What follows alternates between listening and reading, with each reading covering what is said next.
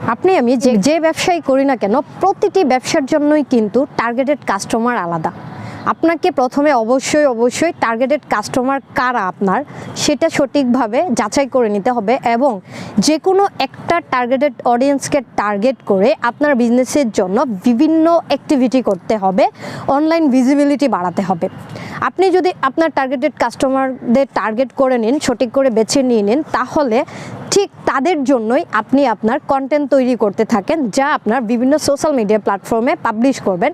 কন্টেন্টে অবশ্যই এটা মাথায় রাখতে হবে আপনার প্রোডাক্ট বা সার্ভিসটা কিভাবে আপনার টার্গেটেড কাস্টমারের সমস্যার সমাধান দিতে পারে সেই দিকটাতে লক্ষ্য রেখে আপনি যদি কন্টেন্ট দিয়ে যেতে পারেন রেগুলারিটি মেনটেন করে, তাহলে দুটো কাজ হবে। এক হচ্ছে আপনার ব্র্যান্ডের পরিচিতি বাড়বে, দ্বিতীয়ত হচ্ছে আপনার এঙ্গেজমেন্টটা অনেক বেশি বেড়ে যাবে এবং ব্র্যান্ডের ভিজিবিলিটিটাও কিন্তু বেড়ে যাবে। সো অবশ্যই টার্গেটেড কাস্টমারকে সঠিকভাবে আগে টার্গেট করেন, তারপর হচ্ছে তাদের জন্য কন্টেন্ট রেডি করেন। এতে করে আপনার এবং কাস্টমারের দুজনের মনোযোগই কিন্তু আপনার বিজনেসের দিকে থাকবে।